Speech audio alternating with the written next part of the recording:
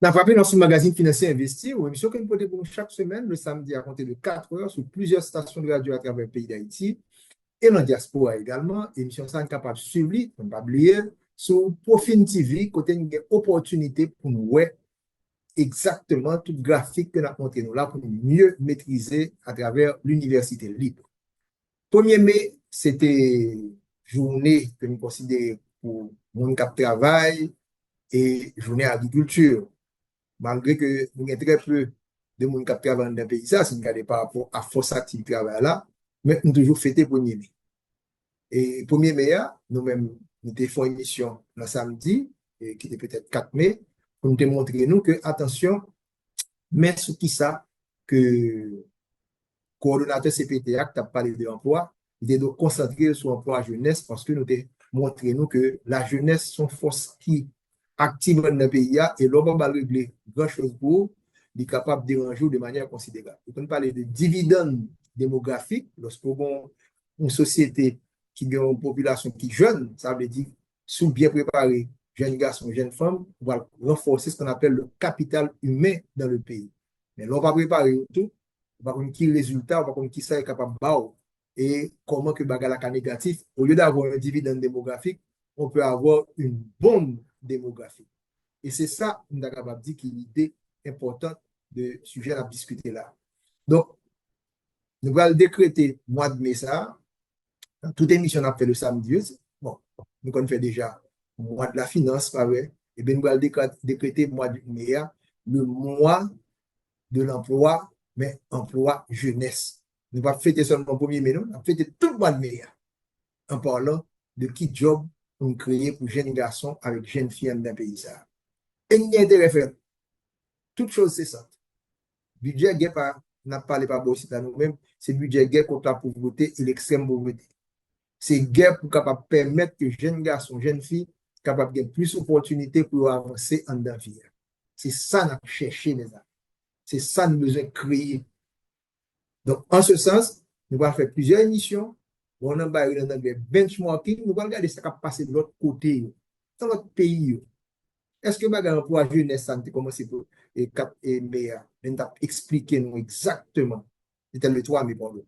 Donc, tu as expliqué nous, mais comment pour nous garder problème ça?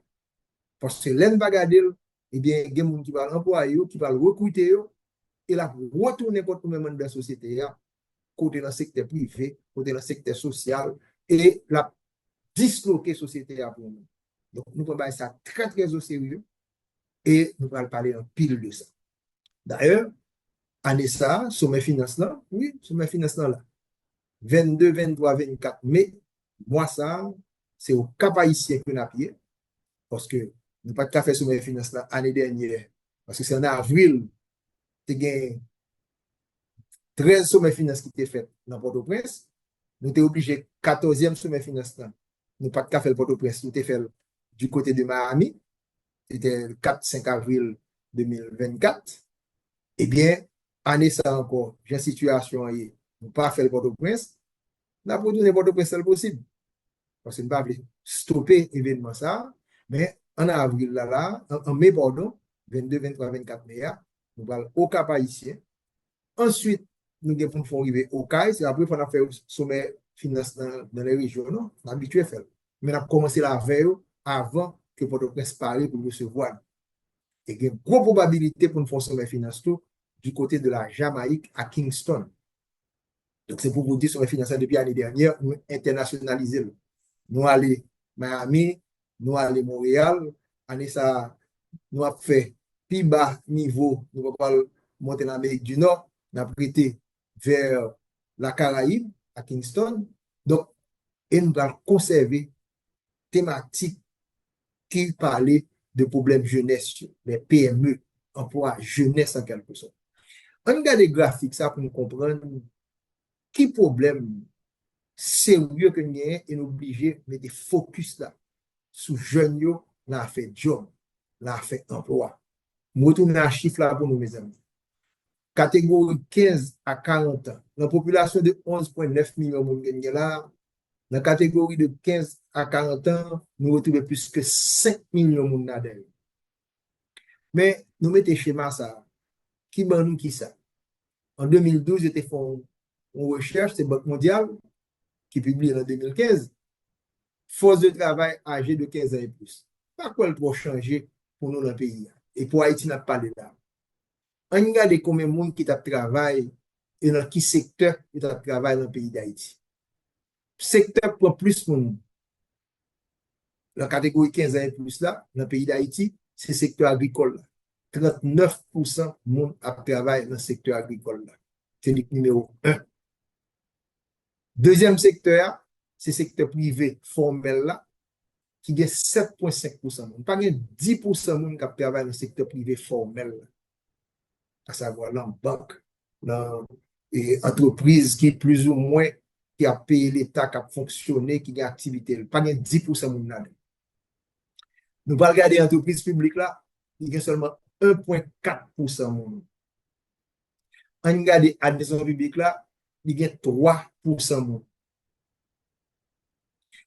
ONG, avant que USAID ait pris décision là, parce que là, USAID n'est pas là, ONG a diminué, il y a seulement 1,2% de monde.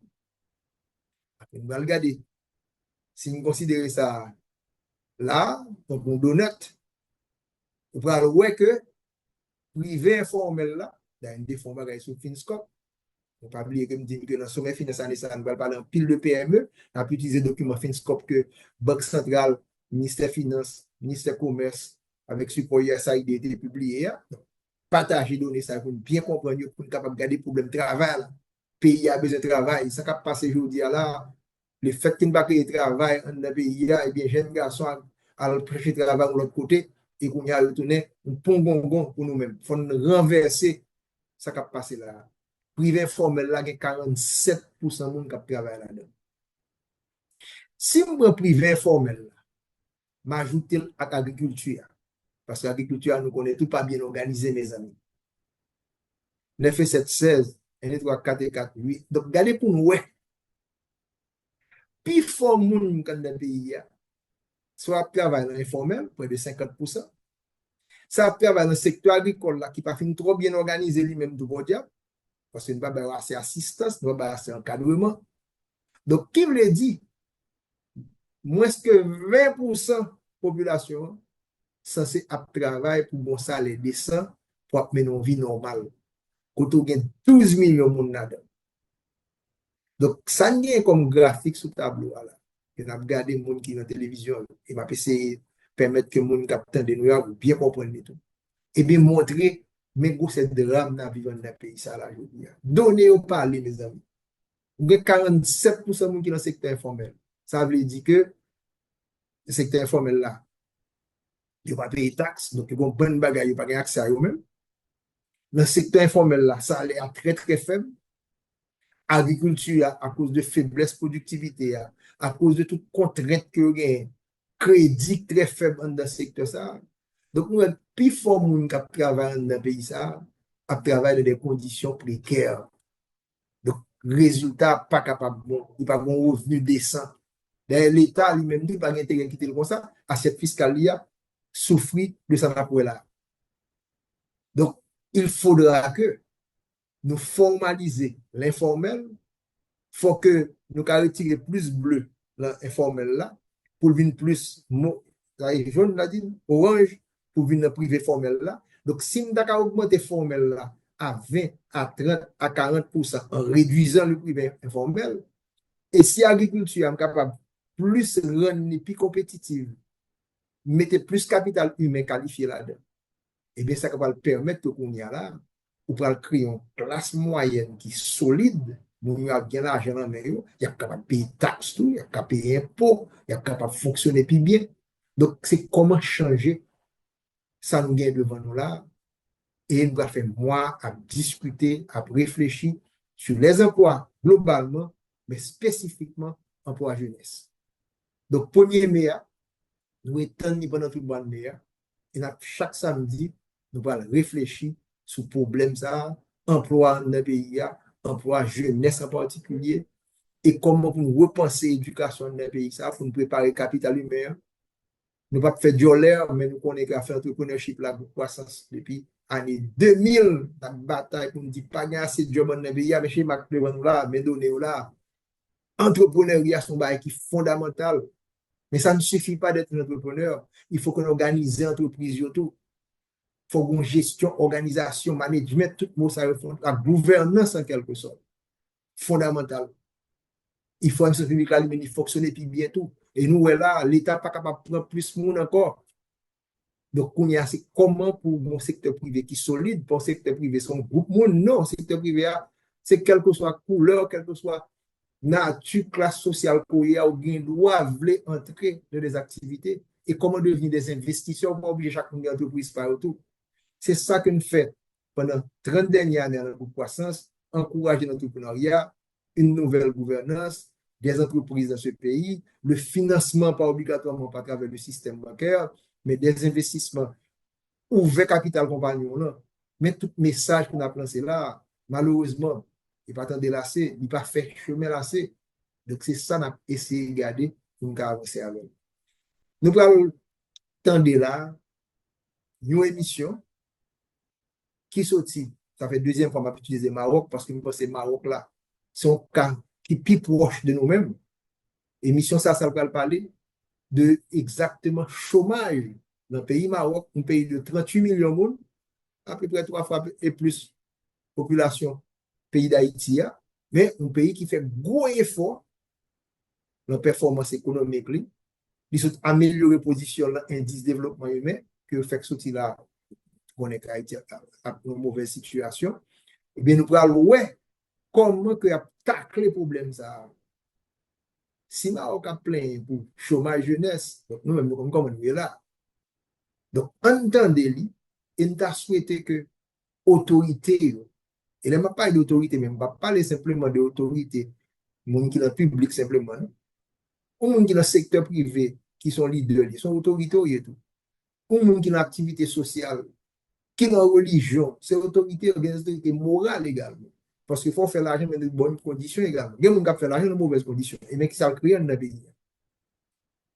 Donc, comment pour créer une économie pour que l'État participe, formaliser, pas mon service à travers les impôts, les taxes, je te expliqué tout à l'heure là, élargir gâteau, à permettre que plus de monde qui participer. Et c'est ça que nous allons faire pendant le mois de mai, que ce soit dans les émissions le samedi et dans l'événement, le Cap Attire, c'est aussi, bah ouais, la plaque les 22, 23, 24 mai, on a fait sommet régional de la finance et nous allons parler particulièrement de ça, considéré comme élément fondamental emploi jeunesse. On a des interviews ça, de très bonne qualité et qui parlent des réflexions qu'on fait sur les politiques à adopter dans la création d'emplois dans un pays comme le Maroc et qui est censé vous présenter sous inspiration pour nous-mêmes. Bonjour à tous, bienvenue dans l'invité de la rédaction de Média TV. Selon les derniers chiffres de Banque El Maghreb, un tiers des jeunes Marocains âgés de 15 à 24 ans ne travaillent pas, ne fréquentent pas d'école et ne suivent pas de formation.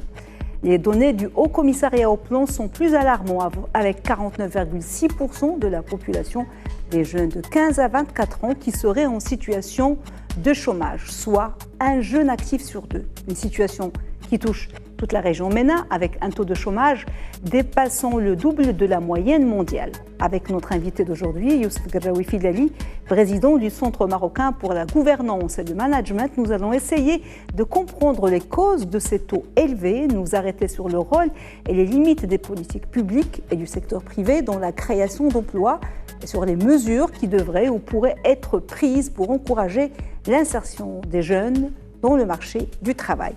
Youssef Guerraoui Filali, bonjour, merci beaucoup d'avoir accepté notre invitation. Bonjour madame, merci pour votre invitation. Bonne invitation. Fête à vous et à tous ceux qui nous regardent. Alors, votre première lecture, sans entrer dans les détails, de ces données qui ont froid dans le dos, quoi. C'est un jeune sur deux. Oui.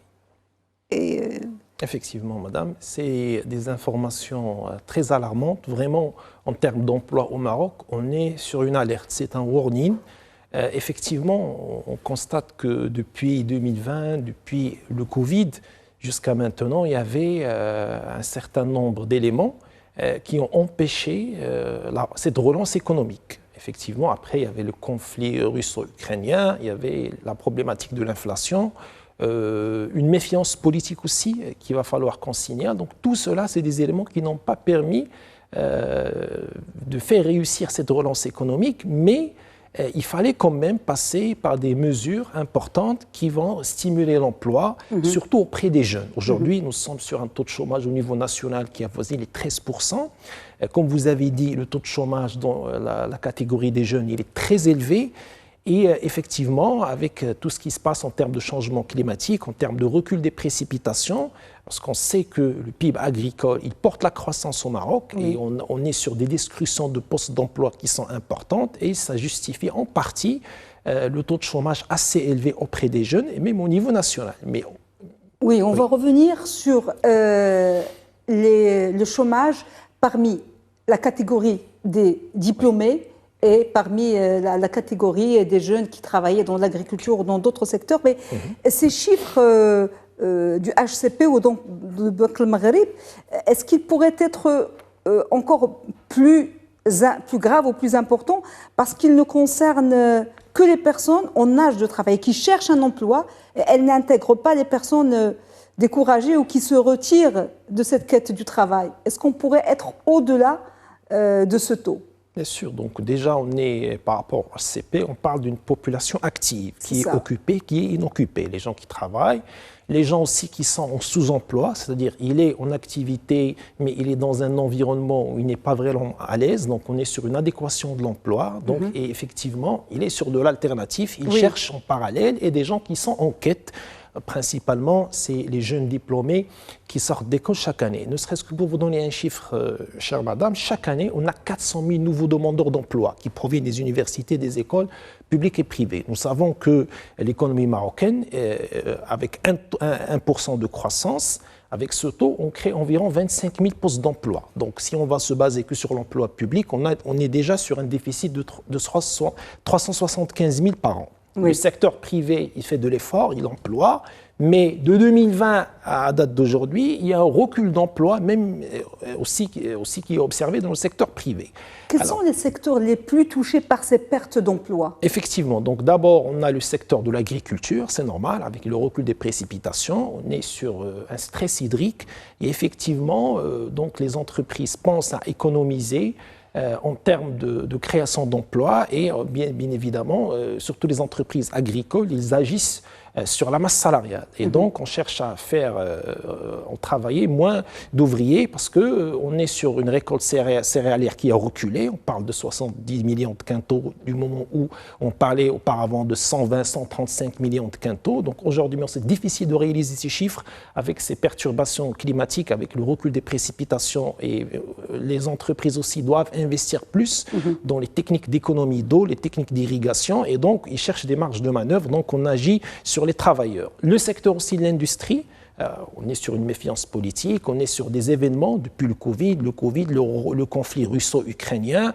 l'inflation, stagflation, où il y a une hausse qui est observée et qui continue sur les marchandises et les prix. Et effectivement, il y a un recul de la croissance parce qu'on est sur une méfiance et les investisseurs nationaux, en quelque sorte, ils sont méfiants. Tout cela ne permet pas de simuler l'emploi et de créer des postes et d'ouvrir les postes, même dans le secteur privé. Et j'arrive, si vous permettez, aussi au secteur touristique. Même le secteur touristique aujourd'hui, il agit, mais avec beaucoup de vigilance. Donc, on n'est pas sur des investissements où on cherche en quelque sorte à réaménager c'est un secteur très volatile, les hôtels. Et on est très observant, on est très regardant par rapport à ce qui se passe, Covid, pas Covid, réouverture. Il faut rester vigilant. On parle aussi de variants. Et on ne sait pas ce qui va arriver au futur. Et donc, tous ces éléments-là ne permettent pas de simuler l'emploi dans l'ensemble des secteurs, que ce soit l'agriculture, l'industrie ou le tourisme. Et puis, même quand il y a des recrutements, on est beaucoup plus dans des recrutements à courte durée, des CDD, et avec beaucoup de précarité. Effectivement, madame, et c'est quelque chose que j'ai constaté. Donc, comme j'enseigne dans des écoles publiques, privées, entre Rabat et Casablanca, les recruteurs cherchent beaucoup plus des jeunes qui les prennent en stage, des stages qui varient de 3 à 6 mois. Et effectivement, on hésite de leur faire des contrats CDI. Quand on veut prendre quelqu'un en CDI, principalement, on s'adresse vers des gens qui ont de l'expérience. Minimum, on prend 1 an, 2 ans d'expérience dans le même secteur. Donc, même aujourd'hui, les recruteurs ou le secteur privé, non seulement il est très vigilant, mais il est très rationnel, donc on est très regardant par rapport au coût. On va revenir à cette question des recruteurs et des diplômés et l'adéquation et l'inadéquation, mais il y a quelque chose qui peut paraître paradoxal parce que ces dernières années, on a vu beaucoup d'unités industrielles et d'usines qui ont ouvert au Maroc, l'automobile, le câblage, l'aéronautique, mais au lieu que ça ait un impact sur le marché du travail, on voit les chiffres qui grimpent. Comment expliquer ça? Effectivement, parce qu'en général, quand on passe par des ouvertures d'usines, et on fait bien évidemment, on fait venir des investisseurs étrangers. Les investisseurs, ils viennent, ils s'installent. Bien évidemment, il y a de l'expertise qui est importée, c'est-à-dire les ingénieurs, les cadres viennent de ces pays investisseurs, et puis le recrutement se fait dans la classe ouvrière. Donc on recrute essentiellement des ouvriers, et donc on laisse les cadres supérieurs, on laisse les gens qui ont des diplômes de master, de doctorat, on ne les prend pas. Donc déjà, on n'est pas sur un transfert de compétences, c'est une observation qu'on n'a pas cessé d'émettre, bien évidemment, à l'appareil exécutif, parce qu'effectivement, ce genre de partenariat, il néglige bien évidemment les diplômés et les jeunes lauréats marocains. Donc on recrute plus d'ouvriers au moment où il faut qu'on recrute les ingénieurs marocains, les cadres, pour qu'ils puissent s'inscrire dans ces chaînes de valeur, pour qu'il y ait déjà un transfert de compétences et pour que le Maroc puisse avoir l'expertise dans un certain nombre de métiers aujourd'hui qui sont des métiers d'avenir et qui s'inscrivent dans l'industrie révolutionnaire 4.0. Ça, c'est le rôle des politiques publiques parce qu'ils doivent exiger, quand il y a ce genre de partenariat, exactement. Que les cadres marocains, soit il doit y avoir un quota ou la majorité plutôt que... Moi, je pense qu'on n'a pas bien travaillé au Maroc le point qui concerne les triple P. Donc les partenariats publics-privés, où l'appareil exécutif, le gouvernement, travaille en étroite collaboration avec le patronat, avec les parties privées, les multinationales, les sociétés internationales qui viennent s'installer au Maroc pour dresser des conventions cadres où on privilégie, où on favorise beaucoup plus le recrutement, bien évidemment, des cadres et des ingénieurs dans des métiers pilotes et des métiers d'avenir, bien évidemment. Cela touche aussi la compétitivité du Maroc. Oui. Est-ce qu'il y a un problème aussi culturel? Parce qu'on voit que les jeunes diplômés de grandes écoles, ou bien ceux qui ont titulaire de doctorat ou de master, il y en a de plus en plus, ils cherchent directement un poste stable, un poste de salarié et se désintéressent de l'entrepreneuriat. Est-ce que c'est de leur faute? Est-ce que parce que le marché de l'entrepreneuriat est très difficile d'accès et qu'il n'y a pas eu assez d'efforts? Est-ce que la charte d'investissement qui a été mise en place a permis de changer les choses? Est-ce que c'est culturel ou est-ce que c'est la structure du marché qui les pousse à aller vers des emplois stables avec un salaire? En fait, la remarque essentielle qu'on peut émettre à ce gouvernement, spécifiquement dans le ministère de tutelle, c'est qu'il y a une confusion entre l'emploi et l'entrepreneuriat. Donc, votre question précédente concernait l'emploi. Donc là, on est sur le salariat, sur les gens qui cherchent à intégrer le marché de travail, que ce soit au niveau du secteur public ou du secteur privé. Mais l'entrepreneuriat, c'est un volet à part entière où il va falloir passer par des mesures d'encouragement, d'accompagnement et de financement. Alors, déjà, en termes de financement, tous les produits financiers qui ont été mis en place, malheureusement, la grande majorité des jeunes n'ont pas pu accéder à ces financements parce qu'il s'agissait de garanties, il s'agissait bien évidemment d'antécédents en termes d'impayés, en termes de chèques sans provision, etc. Et les banques cherchaient à chaque fois des garanties. Donc, on était sur des transactions commerciales où on cherche à minimiser au maximum le risque. Et donc, les financements ne bénéficiaient pas aux jeunes et aux moins jeunes. Donc, déjà, il y a la problématique de financement. Mais moi, ce que je dis toujours aux jeunes entrepreneurs qu'on accompagne dans le cadre du centre, il ne s'agit pas seulement de financement. Il s'agit aussi d'un soutien technique, d'un accompagnement important pour pouvoir accéder à des marchés, pour avoir un portefeuille, pour avoir des techniques de commercialisation, de marketing, pour écouler le produit. Et le conseil qu'on donne en général, c'est qu'on dise aux gens, il faut s'attaquer à l'économie de distribution, la vente directe aux citoyennes et aux citoyens, parce qu'on sait que les marchés publics sont verrouillés et qu'il y a des conditions très élevées que les jeunes porteurs de projets, les entrepreneurs les moins jeunes ne peuvent pas y accéder facilement. quoique on peut quand même leur donner des bons de commande qui peuvent émaner de secteur public ou privé pour les encourager, bien évidemment, à s'intégrer dans le tissu entrepreneurial marocain. Mais effectivement, beaucoup de jeunes préfèrent aller vers le salariat et à la fin du mois, ils ont un salaire, c'est plus stable, etc., que de faire l'aventure de l'entrepreneuriat qui n'est pas facile et qui peut être même douloureuse parce que j'ai vu de jeunes entrepreneurs qui ont mis quelques années quand même pour réussir et pour faire fructifier le chiffre d'affaires, avoir un fonds de roulement pour fonctionner. Le problème, c'est que leur profil ne correspond pas forcément à ce que recherchent les entreprises. Quel est le profil aujourd'hui des recruteurs? Qu'est-ce qu'ils cherchent principalement? Vous avez dit qu'ils cherchent principalement des stagiaires et qu'il y a vraiment beaucoup d'hésitation.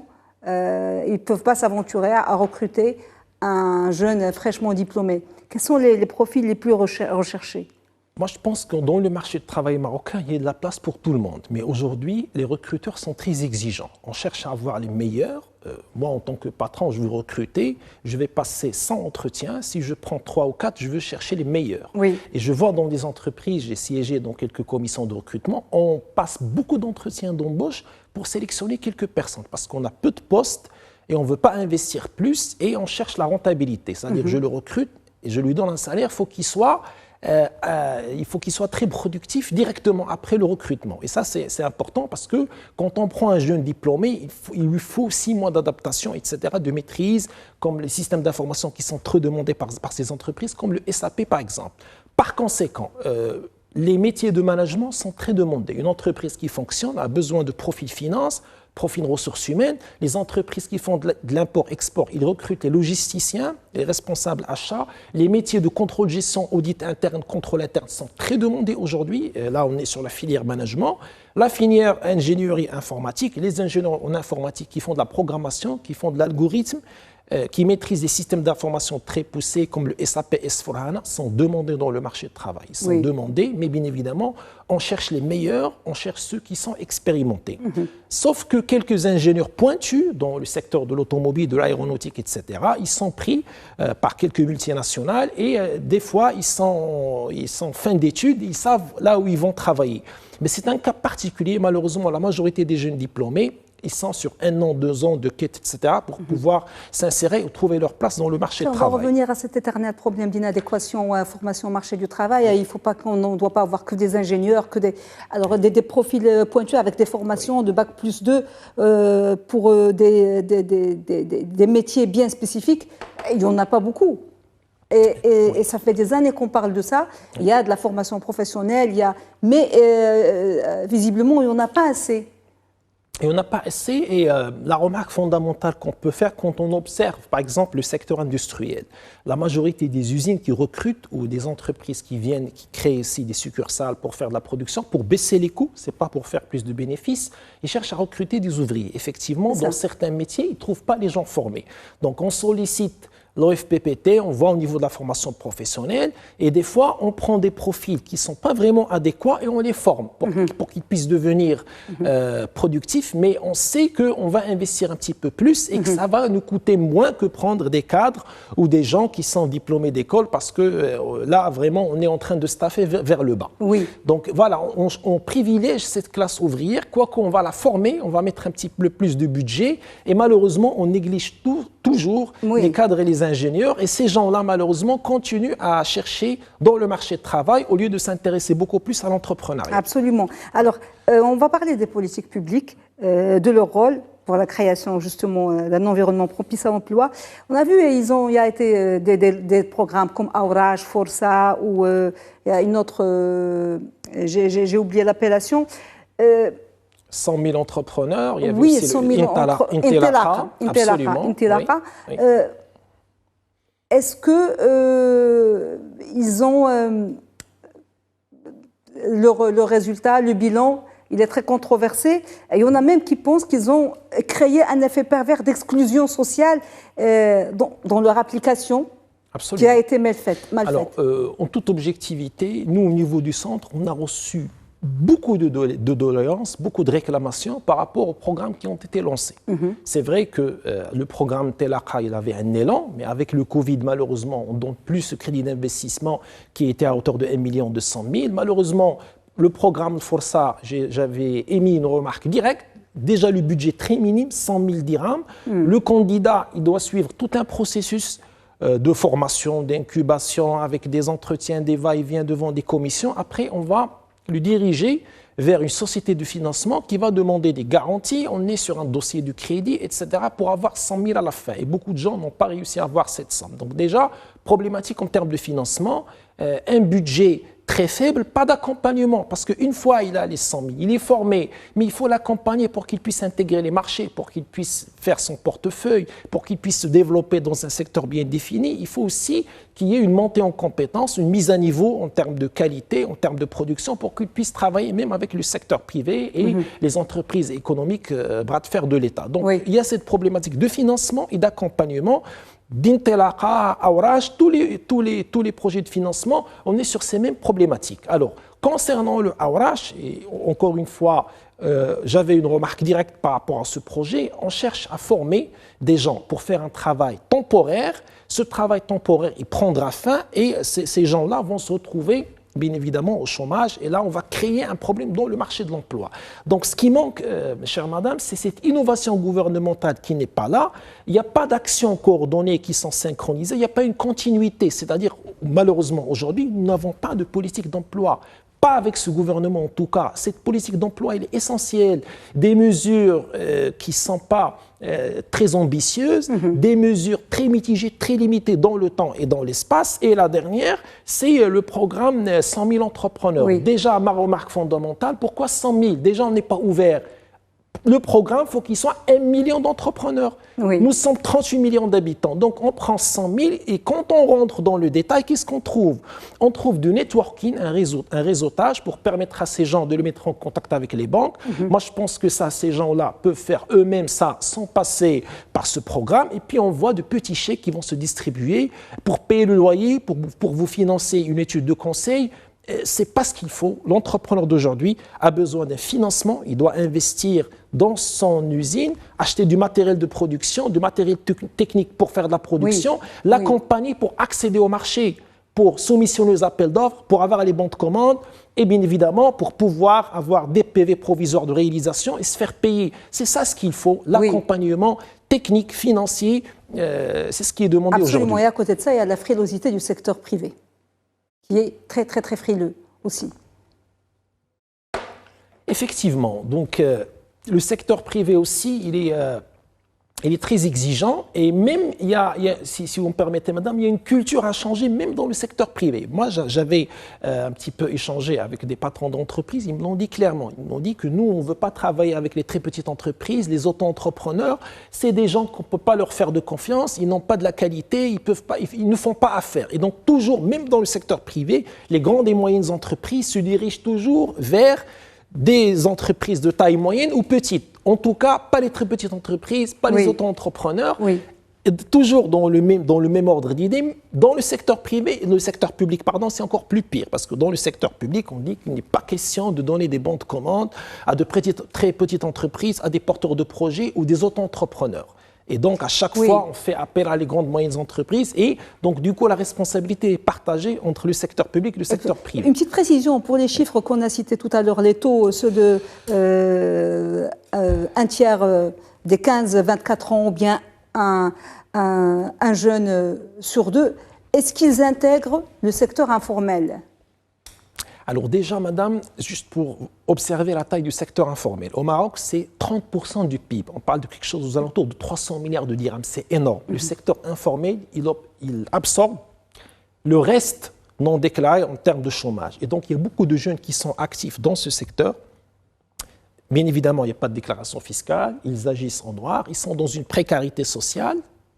Aujourd'hui, il y a quelques mesures qu'on cherche à prendre ces gens, à les intégrer dans l'économie nationale, pour hausser notre valeur ajoutée, mais aussi pour leur fournir une certaine couverture. Mais est-ce qu'ils sont pris en compte dans les statistiques ?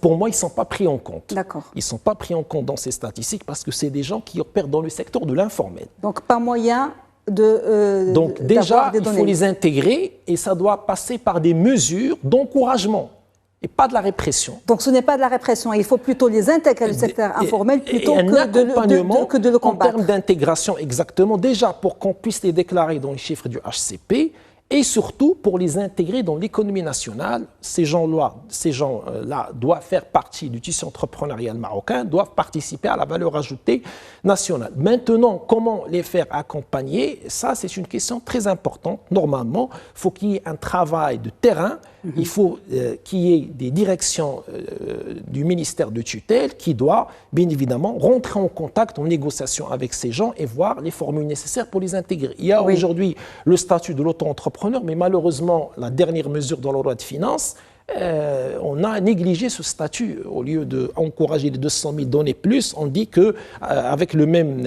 client, vous faites seulement 80 000. Ça n'encourage pas les gens à intégrer déjà le statut. Il faut qu'il y ait un statut privilégié, même dans la création d'entreprises, pour permettre à ces gens de créer de petites industries, de très petites entreprises pour qu'ils soient intégrés bien évidemment dans la machine économique. Il nous reste très peu de temps, mais il y a un axe très important qu'il faut aborder parce qu'il y a une autre menace à l'horizon, c'est celle de l'intelligence artificielle qui a déjà fait disparaître dans des pays plus avancés en la matière des millions de postes d'emploi. Comment faire face à ce nouveau défi? Effectivement, je pense que le ministère de l'Industrie et du Commerce, et j'en ai parlé à son ministre, il est très concerné par l'intelligence artificielle. Il ne faut pas la prendre comme une menace, mais c'est une opportunité de changement parce que toutes les conventions, tous les contrats, toutes les usines qui viennent s'installer au Maroc font travailler principalement de la classe ouvrière, des ouvriers. Aujourd'hui, avec les cyber physical systems, avec l'intelligence 4.0, au lieu de faire travailler 10 ouvriers, avec l'intelligence artificielle, demain, on fera travailler 2 ou 3. Et donc, il faut qu'on pense dès maintenant, à 5 ans, 6 ans, il faut redéployer ces gens, les former, il faut qu'il ait des capacités en termes d'innovation, en termes de qualité, il faut les former, les faire monter en compétences pour les redéployer. Sinon, ces gens-là, à cause de l'intelligence artificielle et non pas grâce à l'intelligence artificielle, ils vont se retrouver dans le chômage. Donc, il faut qu'il y ait une action d'anticipation par le ministère de tutelle, par le gouvernement, en étroite collaboration avec les syndicats professionnels, avec le secteur privé, pour penser à former, à mettre à niveau ces gens. Il faut les faire monter en compétences et les redéployer, bien évidemment, pour répondre aux défis de l'intelligence artificielle. Merci beaucoup, cher monsieur. Je rappelle que vous êtes président du Centre marocain pour la gouvernance et le management. Merci, monsieur Garabou Filali. À très bientôt, j'espère. À très bientôt, merci, madame, monsieur, merci beaucoup de nous avoir suivis. Bonne suite des programmes sur Média TV.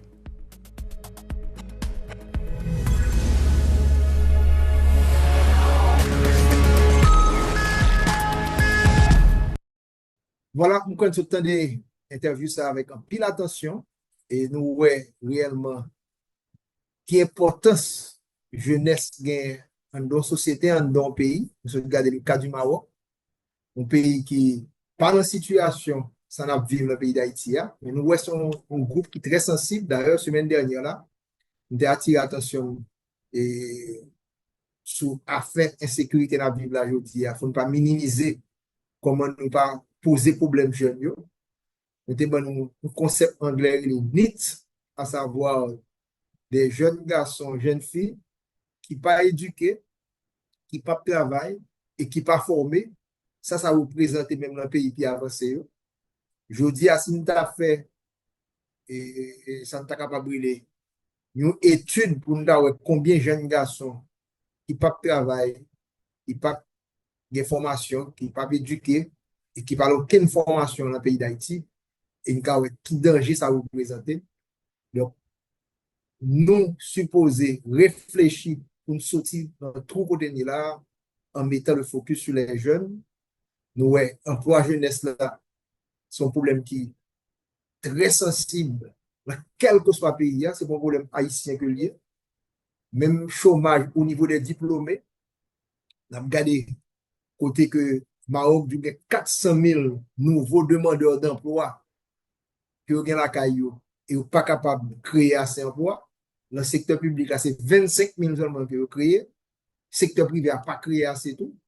Donc, le problème, ce n'est pas un problème politique lié simplement. Encore, si nous le considérons comme un problème politique, on ne va pas quitter le bas politicien. Mais c'est trop important pour nous quitter le bas politicien. Le secteur des affaires, le secteur social, le secteur religieux, tout le monde a fait pour réunion pour poser pour les paysans, et bien, il faut faire une réunion spéciale pour nous garder ça n'a pas avec jeunes garçons, jeunes filles qui découragent, qui n'ont pas d'opportunité. Je dis à même porte la ferme pour eux. Était ouvert porte pour Biden, nous comment il a quitté le pays en masse à pied, il a voté à pied pour quitter l'espace là. Mais ça nous le fait. Pas simplement dans le secteur agricole là, on connaît l'agriculture dans le pays ça. Le secteur agricole là pas absorbé. Jeunes garçons, jeunes filles, jeunes filles agriculture nous ne pas intéressés dans le secteur ça. Il faut moderniser l'agriculture certainement. Il faut mettre tête dans le secteur industriel là. Il faut une émission spéciale dans le mois d'avril là pour nous démontrer nous le grand gâteau américain, sa importation représentait plus que 3 000 milliards de dollars américains. Ce que Taïwan, un pays de 23 millions d'habitants, qui tranche qui prend un gâteau ça. Taïwan avec Vietnam, pour compte pas ils ont exporté plus vers le marché des États-Unis que toute l'Amérique latine et la Caraïbe. Plus que 200 milliards, 224 milliards de dollars américains. Alors que la Caraïbe et l'Amérique latine pas entré même dans 150 milliards de dollars américains. Donc, il faut entrer tout l'aspect industriel, renforcement du capital humain. J'ai Taïwan de faire là, font transition de l'agriculture vers la technologie, à savoir les microprocesseurs. Si Taïwan n'est qu'à faire, comment ça ne peut pas capable de faire? Taïwan est fait une période très courte. Donc, il faut diversifier l'économie. Le secteur des services, le tourisme. Je dis qu'il faut créer le plus d'emplois possible, mes amis, dans ce pays, pour sortir les jeunes de ce groupe de NITS, à savoir qui n'ont pas d'emploi, qui n'ont pas d'éducation, qui n'ont pas de formation. Donc, si vous voulez éteindre du feu ça, ce n'est pas avec un budget guerre pour tuer le monde, c'est un budget guerre pour lutter contre la pauvreté, un budget pour renforcer l'éducation et la qualité de l'éducation, le capital humain, la productivité, la compétitivité. Voilà de nouveaux concepts qu'il faudra mettre en place. Oui, des emplois, mais également l'entrepreneuriat. Il faut créer un esprit entrepreneurial dans notre pays. Il faut permettre encore de retourner à un budget, une meilleure répartition. Il faut réduire l'injustice territoriale. Parce que tant que nous renforçons l'injustice territoriale, créer un paquet de jobs dans le département de l'Ouest, et bien ça passe, et bien vient gonfler, vient dans la zone Kafoua, dans la zone Kwadeboukéa, dans la zone d'Akabadi qui proche, et mais qui poche d'insécurité, de précarité que nous créons là. Donc, il faut changer la mentalité et il faut mettre l'accent sur une politique jeunesse. Une politique jeunesse, pas seulement au loisir, au programme, si sourit de quand il est là. Et me retourner encore. Ce n'est pas que je me avec le ministre de l'Éducation. Mais je me rappelé ça en septembre dernier. Lorsque j'étais menacé, fermer l'école, prendre licence des professeurs. Rien de personnel avec le ministre. Mais il faut que nous changions pour nous comprendre aujourd'hui. L'école là supposée à fonctionner dans quelle que soit la condition pour nous faire effort ça, pour nous intégrer le plus de jeunes, que le secteur public là, que le secteur privé a, par opportunité. Lorsque nous y aurons jeunes, bien, mes résultats, et ça nous coûte extrêmement cher. Le mois de mai, dans l'émission Investir ça, nous considérons comme Jean-Premier Maire a parlé de travail là, et bien, nous considérons comme emploi jeunesse. Et nous avons parlé de PME. Nous avons fait chaque samedi, nous quittons l'espace pour nous bailler jeunes, nous avons lancé l'entrepreneuriat, nous avons lancé l'éducation économique et financière, nous avons lancé l'éducation technologique. Il faut que nous fassions multiplicateur, masse critique, parce que nous, à côté, plus gros marché qui est dans le monde, qui a consommé et conseillé de produits pas qu'à faire la caille. Donc, diaspora, tout qui l'autre boîte haïtien, et bien, de mauvais contacts qui tendent qu'à vouer balle, qu'à encourager des bagages dans le pays. Ouvert marché à tout pour que les jeunes soient capables d'exporter pas seulement les produits agricoles, mais les microprocesseurs, d'autres opportunités. Juste imaginer aussi Taïwan est en place pays d'Haïti, je dis à Saldapier. Ce n'est pas 700 milliards de dollars que tu as voulu comme PIB. Il a déjà franchi la barre de 1000 milliards de dollars américains. Si Taïwan est en bouche là. Mais ça n'est là comme opportunité. Mais marché, ça existe là. Diversifions. Regardons d'autres espaces. Jamaïque à côté de nous dans le Grand Sud. Regardez qui viennent capable de faire avec nous. C'est dans ce sens que ça nous va faire sur mes finances. Pour nous faire 6 millions de monde, 3 millions dans le Grand Sud avec 3 millions de Jamaïcains. Pour nous garder comment faire. Le Nord, aujourd'hui, nous, comment on attire attention. Eh bien, Fonds Nord, là, mieux organisé tout. Fonds Duval, frappé, semaine ça, pas mon homme d'as souhaité me connaître jeune sensible. Depuis on parle, on bagaille qui pas fait plaisir, parce que pas remet non, non, non, et pas ça, c'est remet trop remet. Nous avons trop d'opportunités. Il faut organiser mieux dans le Grand Nord. Et pour nous garder comment que le pays ça, on ne va garder l'Ouest, là, on garde Port-au-Prince, qui sont suffoqués pays pendant des siècles, de aujourd'hui, côté gain, menace, grand pile opportunité. C'est l'occasion, pendant pas d'oxygène dans l'Ouest, eh bien, profiter de la région pour renforcer, offrir aux jeunes des opportunités pour ne pas venir gonfler dans l'Ouest là et que le résultat ça se passe là. Donc, on ne va pas prêter là, pas inquiéter nous. On a prêté pendant tout le mois de mai, parler de job, parler d'emploi et parler d'emploi jeunesse en particulier, les PME, les mieux organisés en Cameroun. Nous remercions tout le monde et toute l'équipe qui travaille très dur avec nous aujourd'hui là pour nous être capable d'offrir l'émission ça, pour permettre que nous brin d'espoir malgré nos faits noirs et nos obscurités ça. Ciao, à la semaine prochaine.